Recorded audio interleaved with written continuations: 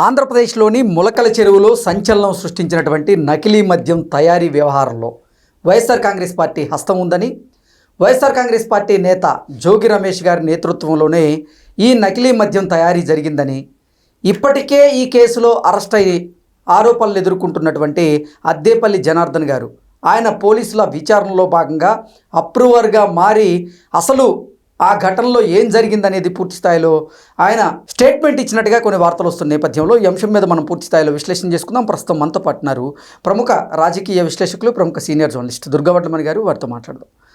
దుర్గావడ్లమణి గారు, నమస్తే అండి. నమస్తే అండి. ఆంధ్రప్రదేశ్లోని ములకల్ చెరువులో సంచలనం సృష్టించిన నకిలీ మద్యం తయారీ వ్యవహారంలో వైఎస్ఆర్ కాంగ్రెస్ పార్టీ హస్తం ఉందని, వైకాపా నేత అయినటువంటి జోగి రమేష్ గారి నేతృత్వంలోనే ఆ నకిలీ మద్యం తయారీ జరిగిందని, ఇప్పటికే ఆ కేసులో అరెస్ట్ అయినటువంటి జనార్దన్ గారు ఆయన స్టేట్మెంట్ ఇచ్చినట్లుగా కొన్ని వార్తలు వస్తూ ఉన్నాయి. వీటిని ఎలా చూడాలి? అంటే ఆల్రెడీ మనం చెప్పినట్టే జరిగింది అని మరి అర్థం చేసుకోవాలి. మనం మాట్లాడుకున్నాం అండి.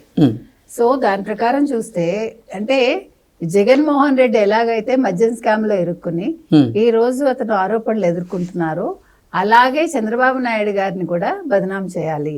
ముఖ్యంగా చిత్తూరు జిల్లాకు చెందిన చంద్రబాబు నాయుడిని ఏ రకంగా చేయాలి అని ఆలోచించి, అంటే ఎంత తెలివిగా ప్లాన్ చేశారంటే వాళ్ళు, ఒక పెద్దిరెడ్డి కావచ్చు, మిథున్ రెడ్డి కావచ్చు, మరొకళ్ళు కావచ్చు, ఈ జోగి రమేష్ కావచ్చు, ఈ జనార్దన్ రావు అనే వ్యక్తిని పట్టుకుని, ఇతనికి ఆల్రెడీ ఒక బార్ ఉంటే ఆ బార్లో గతంలో కల్తీ లిక్కర్ అమ్మడం కూడా జరిగింది, గతంలో తయారు చేశారు.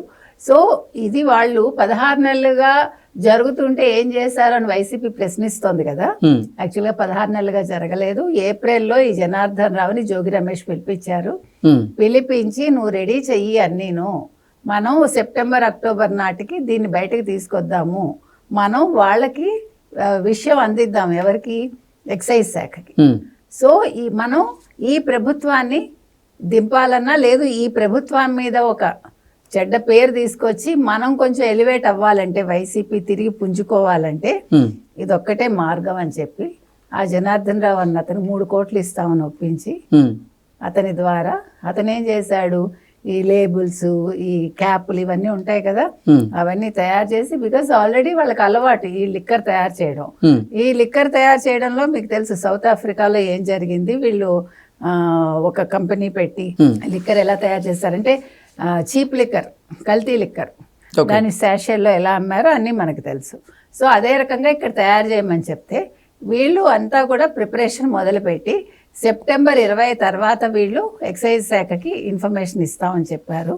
సో లేటెస్ట్గా ఇవ్వటం జరిగిందండి. సో జనార్దన్ రావుకి ఏం చెప్పారంటే, ఈ నెల 24న నువ్వు సౌత్ ఆఫ్రికాకి వెళ్ళిపో, నీకు టికెట్లు బుక్ చేస్తామని చెప్పారు వాళ్ళు. అంటే ఒక ప్లాన్ ప్రకారం మొత్తం జరిగింది. దీంట్లో మొత్తం పాత్రధారి, సూత్రధారి ఇటుపక్క జోగి రమేష్ అయితే, అటుపక్క మిథున్ రెడ్డి, పెద్దిరెడ్డి కనిపిస్తున్నారు మనకి.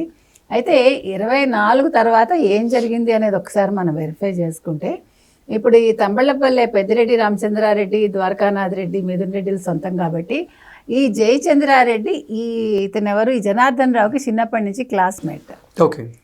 ఈ జనార్దన్ రావు జోగి రమేష్కి ఫ్రెండ్, చిన్నప్పటి నుంచి తెలుసు కాబట్టి వాళ్ళు ఆ రకంగా వాడుకున్నాక సో జయచంద్ర ఈ నలుగురు ఏం చేశారంటే, ఇది వాళ్ళ సొంతం తంబళ్లపల్లి అనేది ఇతను చెప్తున్నాడు, ఎవరు, జనార్దన్ రావు, అంటే వాళ్ళ గుప్పిట్లో ఉంది అది అని.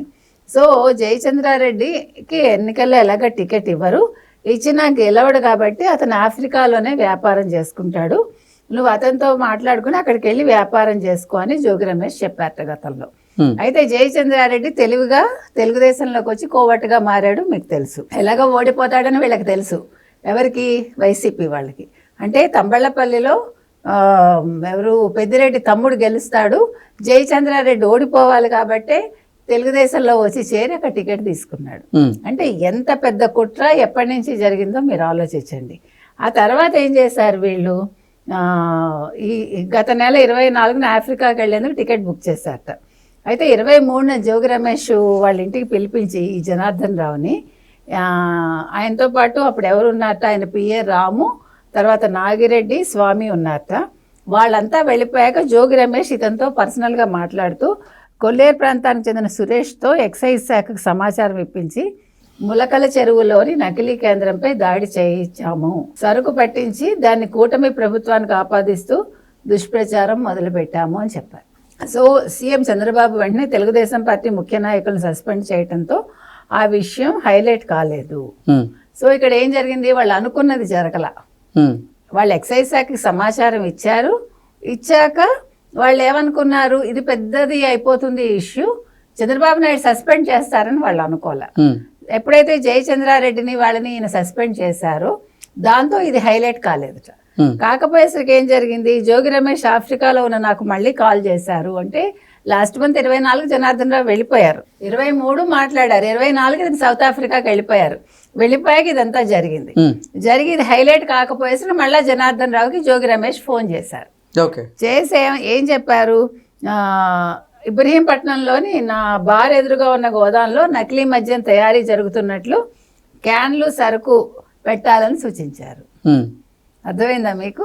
అంటే ఇక్కడ ఫెయిల్ అయ్యేసరికి మళ్ళా ఇబ్రహీంపట్నానికి అక్కడ నువ్వు నీ బార్ ఎదురుగుండా వాటిని తయారు చేయించేట్టుగా చెయ్యి అన్నారు. అయితే సాక్షి పత్రిక టీవీ ఛానల్ ప్రతినిధులతో పాటు వైకాపా నాయకులను కూడా అక్కడ తీసుకొచ్చి దుష్ప్రచారం చేయిస్తాము అన్నారు.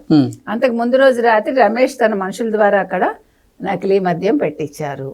అయితే నాకు ఆర్థిక ఇబ్బందులు ఉండడం వల్ల నేను జోగి రమేష్తో చేయగలపాల్సి వచ్చింది అని చెప్పి ఈ జనార్దన్ రావు చెప్పడం జరుగుతుంది. ఆయన ఏమన్నారంటే, నా ఆర్థిక ఇబ్బందులు తొలగిస్తాము అని జోగి రమేష్ చెప్పారు. ఆఫ్రికాలో డిస్టిలరీ ఏర్పాటుకు 3 కోట్లు ఇస్తామని అన్నారు. నా సోదరుడికి ఇబ్బందులు లేకుండా చేస్తామని హామీ ఇచ్చారు. ఆర్థిక ఇబ్బందులు బాగా పెరిగిపోవడం, తర్వాత ఏమో ఇంటితో సహా ఆస్తులన్నీ వేలానికి వచ్చేసాయట. సో దాంతో ఆయన ప్రలోభాలకు ఆశపడి ఈ కుట్రలో నేను భాగస్వామిని అయ్యాను. ఇబ్రహీంపట్నంలో పట్టుబడిన నకిలీ మద్యం వల్ల ప్రభుత్వానికి బాగా చెడ్డ పేరు వస్తుందని, నువ్వు ఆఫ్రికా నుంచి రావాల్సిన అవసరం లేదని, మేమే అన్ని చూసుకుంటామని జోగి రమేష్ నాకు చెప్పారు. అంటే చూసారా, ఇబ్రహీంపట్నం విషయంలో జనార్దన్ రావు తోటి వాళ్ళు ఏ రకంగా చెప్పారు, నీకేం భయం లేదు, మేము చూసుకుంటా, నువ్వు వెనక్కి రావక్కర్లేదని. కానీ ఇప్పుడు ఏం జరిగింది, చచ్చినట్టు రావాల్సి వచ్చింది, అతను నిజాలు కక్కాల్సి వచ్చింది. సో ఇంకా ఏమంటున్నారు, ముందస్తు బెయిల్ పిటిషన్ వేయిస్తామని కూడా జోగి రమేష్ హామీ ఇచ్చారు. కానీ అవి ఏమీ చేయలేదు. ఈలోగా నా తమ్ముడిని అరెస్ట్ చేశారు.